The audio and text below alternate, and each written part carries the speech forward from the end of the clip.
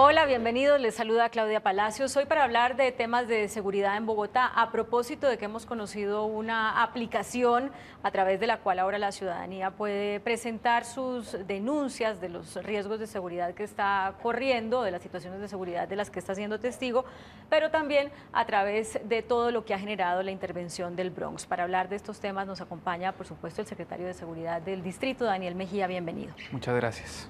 Bueno, empecemos por el aplicativo. Este era un aplicativo que ya había sido contratado en la anterior administración, pero que no estaba siendo usado y se le hizo un rediseño. ¿Qué fue lo que pasó? Se contrató por unos meses, la administración anterior lo contrató por unos meses, pero nunca se usó, nunca se le dio, digamos, el uso debido que debía tener y se dejó de contratar, se dejó de alquilar por mucho tiempo. Ahora lo que hicimos fue con la empresa que desarrolló ese aplicativo, que es la empresa de seguridad urbana. Es un aplicativo que también funciona en Medellín hace 3 o 4 años, está funcionando muy bien. Hicimos unas adaptaciones para tenerlo en Bogotá. Ya está funcionando, es un aplicativo que ya se puede descargar, se llama Seguridad en Línea, desde el cual cualquier persona víctima de un delito contra la propiedad, es decir, cualquier tipo de hurto, fleteo o extorsión, las personas ya pueden entrar con ese aplicativo y hacer la denuncia y queda formalmente la denuncia interpuesta ante la Fiscalía. Además de denuncias de delitos contra la propiedad, las personas pueden reportar vías en mal estado, fallas en el alumbrado público, basuras en el espacio público, huecos en las vías. Pueden reportar diferentes problemáticas y esa información nos queda a nosotros en tiempo real, georreferenciada. Entonces podemos entender de manera mucho más directa y mucho más rápida qué está pasando en la ciudad en diferentes problemáticas que afectan la seguridad y la convivencia en Bogotá. Pero si alguien pone a través del aplicativo, o sea, ¿se pone el denuncio o simplemente se da la información? No, se pone el denuncio para todos los delitos contra la propiedad, todos los hurtos, extorsión y fleteo, ya queda el denuncio formalmente, como si la persona se acercara a una URI de la Fiscalía a poner un denuncio. De hecho, el formato que hay que llenar, se demora uno más o menos entre 10 y 12 minutos llenándolo, es el mismo formato, las mismas preguntas que tendría que llenar si se acerca a una URI, con la diferencia de que ya no se va a demorar entre 1 y 6 horas yendo hasta la URI, haciendo fila, que le digan que para qué pone el denuncio, que lo desincentiven. Acá simplemente baja el aplicativo a cualquier teléfono móvil o entra a la página www.seguridadenlinea.com y ahí puede llenar la denuncia. A la vuelta, cuando la denuncia queda completa, la persona recibe un número para hacerle seguimiento a la denuncia y ya queda asignado con número de SPO ante la Fiscalía y ya inicia el proceso de investigación en la Fiscalía. Y ya con ese número la gente o sea, le puede hacer seguimiento a través de la misma aplicación a su denuncia o ya tiene que ir a la Fiscalía o no, a través de la misma aplicación le puede hacer seguimiento y esto nos va a dar más información sobre en dónde están ocurriendo los delitos, qué día de la semana, qué horas, en qué lugares de la ciudad con coordenadas exactas, si las personas tienen activado el GPS del celular o si desde la dirección IP se permite tener la geolocalización del computador desde donde se está haciendo la denuncia. Además de esas cosas, el aplicativo tiene un botón de pánico que lo conecta, bien sea con el teléfono del cuadrante donde esté ubicado, el aplicativo reconoce exactamente en qué parte de la ciudad está la persona, cuál es el cuadrante y cuál es el teléfono del cuadrante al que hay que llamar, o lo comunica con la línea 123, o alternativamente las personas pueden, si se registran, meter los datos de 6 contactos para que si la persona activa un botón de pánico, esas personas se enteran que la persona está corriendo peligro y le pueden avisar a las autoridades y tenemos las coordenadas geográficas de si la persona tiene activado el GPS, de dónde está la persona que está en peligro. O sea, esto es como para hacerlo de manera preventiva. O sea, yo lo podría hacer ya en mi celular, por si acaso mañana o en un mes o cuando sea me pasa algo, o sea, entras al aplicativo, estás en peligro, oprimes el botón de pánico y los 6 contactos que se escogieron van a saber que tú estás en peligro, que estás en una situación para que le avisen a las autoridades y si está el GPS prendido, le manda señal de geolocalización a las personas. Este aplicativo no reemplaza la línea de emergencia, es decir, no es un aplicativo para atender emergencias, incendios, etcétera. Para eso sigue funcionando la línea 123 que estamos en proceso de mejorar, pero sí nos da mucha información y le facilita la vida a los ciudadanos que han sido víctimas del delito para que denuncien de manera mucho más fácil. Una cosa es entrar a un computador o al teléfono y denunciar algún robo, comparado con irse hasta una URI, que es lejísimo. Pero entonces el orden sería, si está en una situación de estas, primero llame a la línea de emergencia para que lo atiendan y después sí haga el procedimiento para poner el denuncio. De acuerdo. O sea, lo más urgente sigue siendo llamar al 123. Al 123 y el aplicativo da una opción rápida de conectarse con la línea 123 o con el cuadrante más en donde está localizada la persona. ¿Cuántas personas atienden es lo que llega a través de esta aplicación? Porque mucha gente dirá, no, pues qué chévere, muy bien, pero digamos, me voy a ahorrar las 6 horas en ir a la URI, pero también me voy a ahorrar algún tiempo o va a ser más eficiente la respuesta a mi petición y a mi queja. ¿O no? Va a ser más eficiente en el sentido de que la denuncia formalmente llega a la fiscalía en ese mismo momento que la persona envía la denuncia. Hay un equipo de personas, 5 personas que le están haciendo una cosa que se llama minería de datos y minería de texto a las denuncias. Te pongo un ejemplo. Si llega una denuncia de la 40 o 50 denuncias de la misma IP en un periodo corto de tiempo, es porque alguien está tratando de sabotear el sistema. Entonces esas denuncias se eliminan porque es una persona que claramente está tratando de llenar el sistema de denuncias.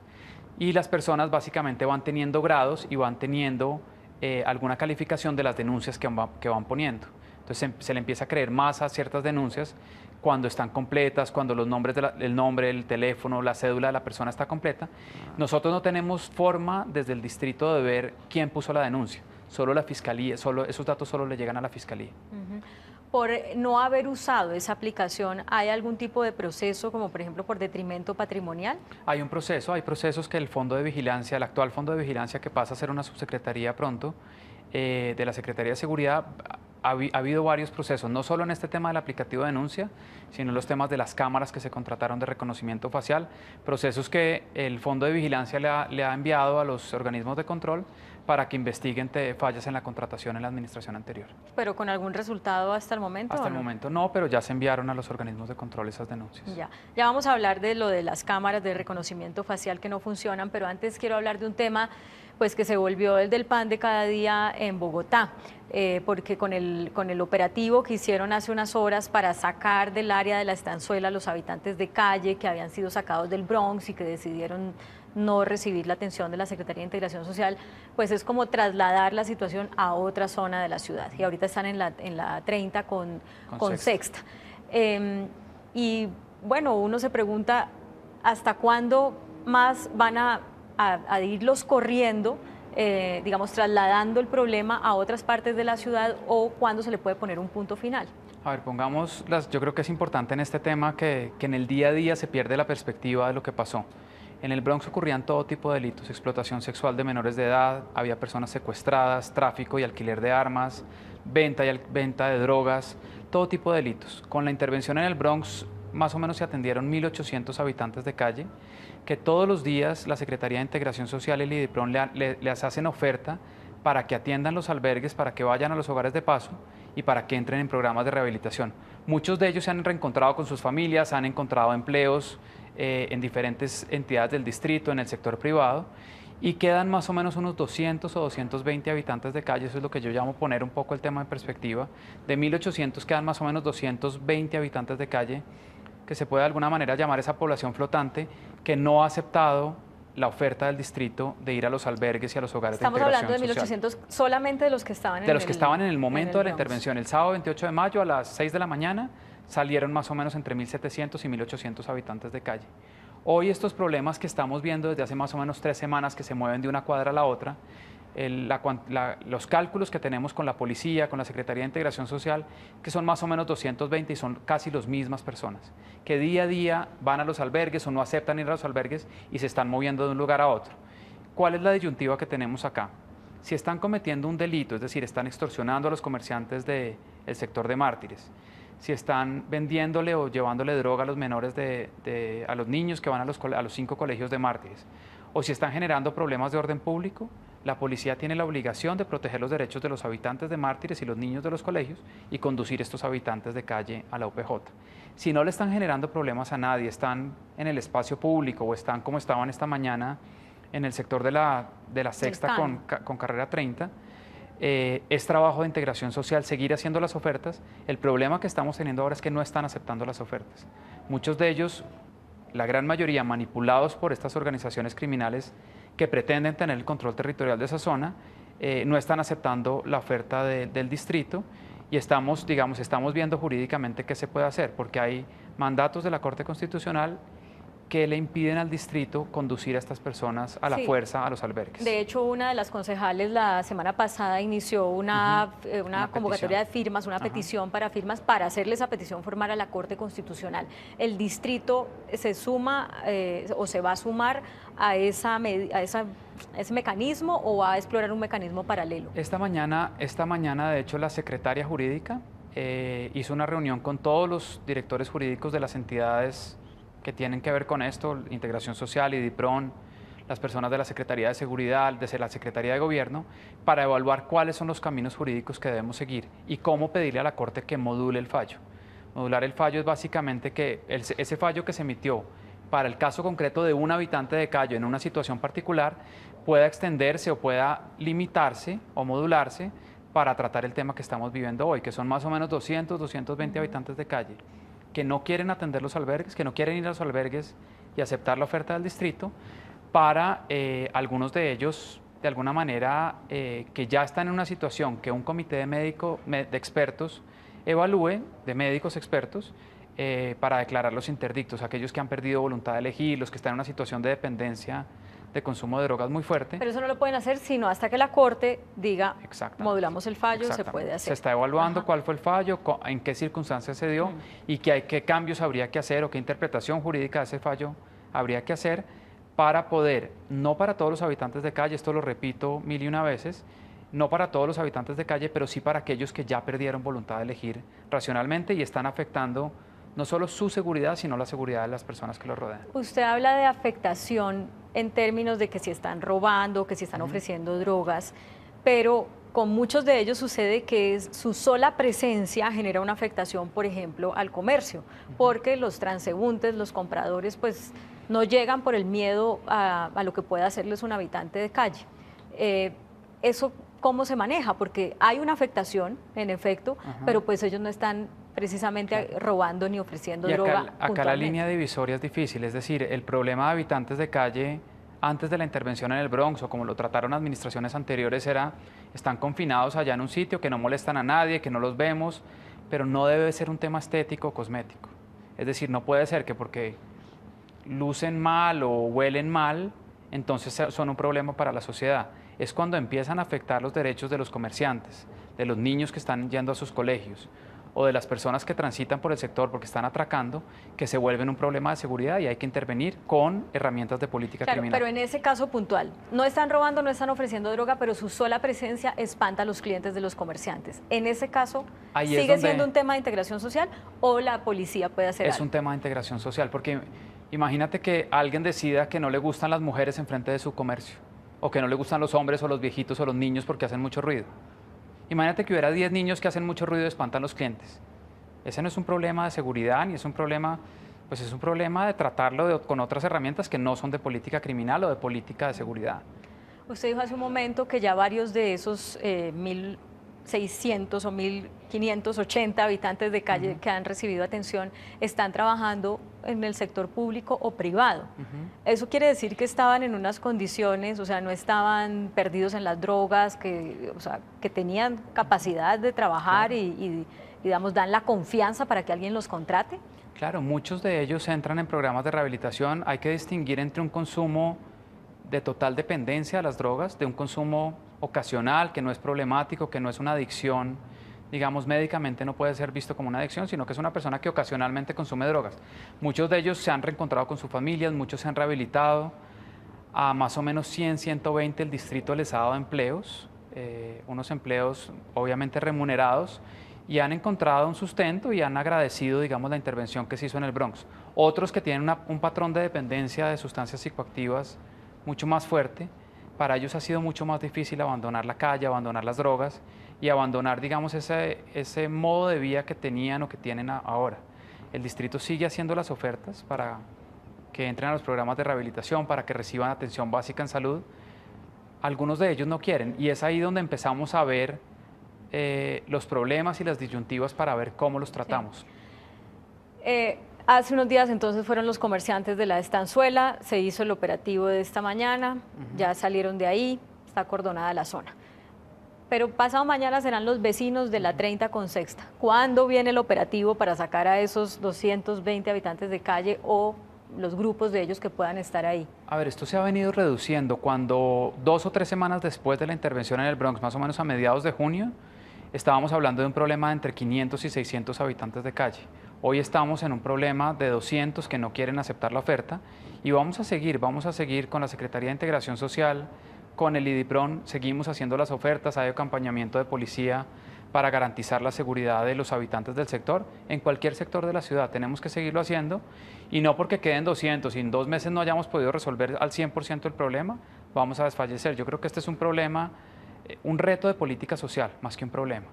Y es un reto para que ellos acepten la oferta de programas que tiene el distrito para ofrecerles. Quiero pasar a los temas de cómo van los indicadores de seguridad en Bogotá, pero antes de eso, uno del Bronx por un reportaje que hicimos recientemente cuando empezó la demolición de los edificios del Bronx y las familias que quedaron allá, que no fueron ni judicializadas ni intervenidas por cuenta del operativo que hicieron en abril, aún quejándose de que pues no les han devuelto lo que les quitaron. Unos hablan de 600.000 pesos en una alcancía, otros de 10 millones de pesos, otros que les abrieron un boquete y la denuncia la pusieron en la Defensoría y no volvimos a saber en qué quedó eso. ¿Ustedes qué han encontrado? Bueno, caso a caso, acá hemos tenido el acompañamiento de la Defensoría, que nos ha dado un apoyo permanente no solo a la intervención que se hizo en el Bronx, sino a todo el problema de habitantes de calle. Este es un tema que ha manejado la Fiscalía General, porque ellos fueron los que hicieron efectivas las órdenes de allanamiento, y con el alcalde local de Mártires para el tema de las demoliciones, con el alcalde local de Mártires más la empresa de renovación urbana. Cada problema individualmente se ha venido tratando, se le ha dado acceso a las personas que querían entrar a recoger sus pertenencias, con acompañamiento de la policía para que no entren de repente personas a desocupar caletas o a sacar cosas que tenían allá que son provenientes de actividades ilegales. Y caso a caso se han ido resolviendo individualmente los problemas y ya estas denuncias o estas quejas ciudadanas han disminuido porque ya se dio trámite individualmente a cada una de las solicitudes. Bueno, vamos al tema de la seguridad en Bogotá. Hicieron hace, ¿cuántos? 5 meses, lanzaron el programa de las 700 puntos calientes, ¿verdad? ¿Ya hay resultados? Tenemos los resultados a finales de agosto, continúa la intervención, ya se va a levantar la segunda ronda de la encuesta de victimización para ver cómo afectó esa intervención en puntos calientes la percepción de inseguridad. Las cifras objetivas de delincuencia, es decir, las cifras de denuncias de delitos están permanentemente.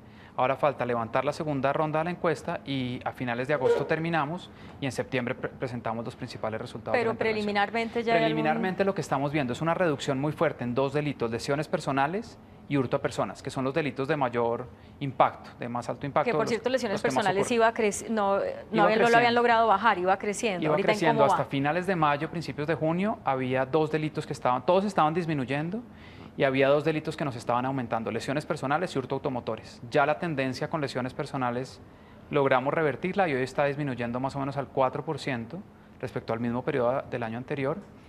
Hurto a vehículos sigue creciendo. Es el único delito de los 8 o 10 delitos que les hacemos monitoreo permanente, es el único que sigue creciendo. Hoy estábamos precisamente en una reunión con el alcalde y con el fiscal y vamos a priorizar esas bandas que claramente están detrás de los hurtos a vehículos en Bogotá. ¿Y qué pasa ahí? ¿Por qué ha sido difícil llegar a ellos? ¿Quiénes son? Hay que desarticular esas bandas. Estábamos viendo los lugares exactos donde operan. Es una zona de Bogotá muy particular, muy fácilmente identificable en un mapa.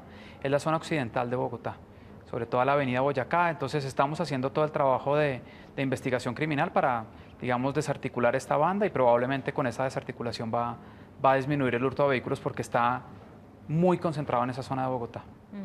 Y hay unos, digamos, ya de ayuda a la gente, ¿hay unos perfiles de vehículos y de propietarios más vulnerables? No, estábamos mirando esa información y no hay ciertos vehículos que sean preferidos por esta banda. ¿Les gusta cualquiera? Cualquiera, están muy localizados en una zona de Bogotá y ya se está haciendo el trabajo conjunto con la policía y la fiscalía para desarticular estas bandas. ¿Cómo estamos en materia de homicidios? Bueno, homicidios tenemos una reducción de más o menos 44 homicidios respecto al mismo periodo del año anterior, que es una reducción de más o menos entre el 6 y el 7%. ¿Mismo periodo es enero a agosto? Junio, enero, julio, dependiendo si tomamos los 6 o 7 primeros meses de ha habido 44 homicidios menos que el año y eso es una reducción de más o menos 6 o 7% respecto al mismo periodo del año anterior. En hurto a personas, por ejemplo, Bogotá es la ciudad que más ha reducido hurto a personas de Colombia, de las ciudades grandes de Colombia, Bogotá es la que tiene la reducción más alta. Lo mismo prácticamente ocurre para homicidios, es de las únicas ciudades que están grandes del país en donde se están reduciendo los homicidios y como decía, persiste el problema de hurto automotores y le estamos trabajando para quebrar esa tendencia y tener ese delito disminuyendo a final de año.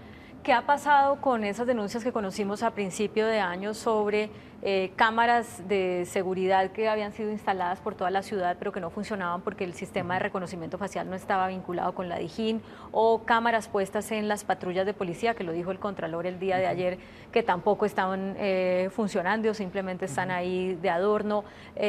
Habíamos hablado de la estación de policía de Usaquén también, que estaba que quedó como en veremos. Eso que ustedes encontraron, que denunciaron al principio de año, ¿ya se pudo recuperar? ¿Se podrá recuperar? ¿Hay un detrimento patrimonial o en qué está? Hay detrimento patrimonial en muchas de las inversiones. Por ejemplo, en la sede de la Policía Metropolitana de Bogotá, ese edificio que queda muy cerca de la Fiscalía General, ya la Sociedad Colombiana de Ingenieros está trabajando en el estudio para decirnos qué fue lo que falló y más o menos en un mes o mes y medio nos entrega el dictamen para hacer las denuncias respectivas focalizadas en donde haya estado la falla y poder contratar lo que haya que hacer para terminar esa obra y corregir las fallas que hubo.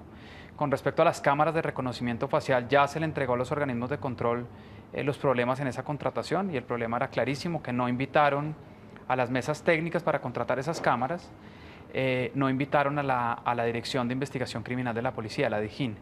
Entonces, con lo cual básicamente no había una base de datos de individuos que estaban siendo buscados por el sistema de investigación criminal para poderlos contrastar en esas cámaras. Entonces no se pueden poner en funcionamiento mientras esa base de datos no está. ¿Y cuándo ya le solicitamos a la DIJÍN que empiece para Bogotá a construir esa base de datos de individuos que están siendo buscados para poder ponerlas en funcionamiento, pero básicamente antes de final de este año no vamos a poderlas poner en funcionamiento.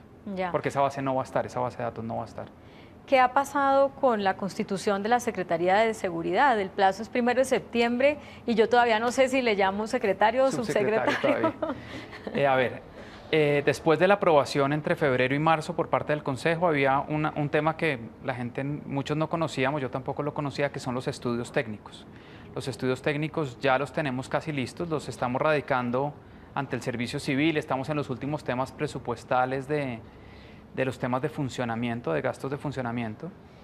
Ya la Secretaría de Hacienda y el Departamento Administrativo del Servicio Civil están trabajando en las últimas cosas que hay que resolver para poder tener la Secretaría o el 1 de septiembre o como plazo máximo el 1 de octubre.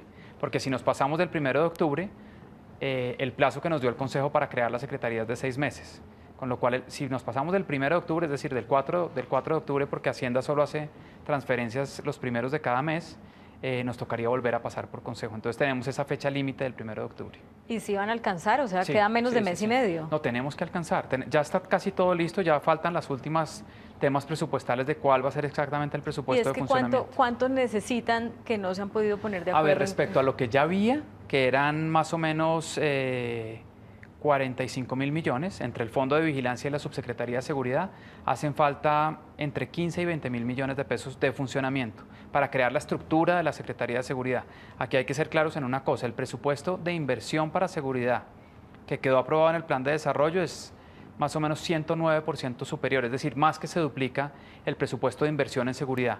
En gastos de funcionamiento estamos hablando de un aumento respecto a lo que venía de antes, de más o menos entre el 12 y el 15%. Entonces, el gran aumento en recursos para la Secretaría de Seguridad va a ser en recursos de inversión y muy poco en gastos de funcionamiento. Pero entonces, ¿esos 15.000 millones de dónde van a salir? Hacienda está haciendo los cálculos para saber de dónde sale. Tiene que salir de ahorro de otras entidades, porque de alguna manera no hay forma de aumentar el gasto de funcionamiento total del distrito.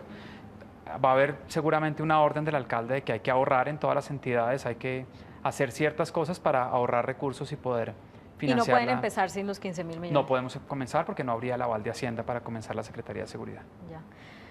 Secretario, subsecretario de Seguridad, Daniel Mejía, pues muchas gracias por venir a contarnos a nosotros y a la ciudadanía cuál es el balance de cómo está el tema de seguridad en Bogotá. Y bienvenido siempre. Bueno, mil gracias. Bueno, ustedes también muchas gracias por acompañarnos, continúen con nosotros.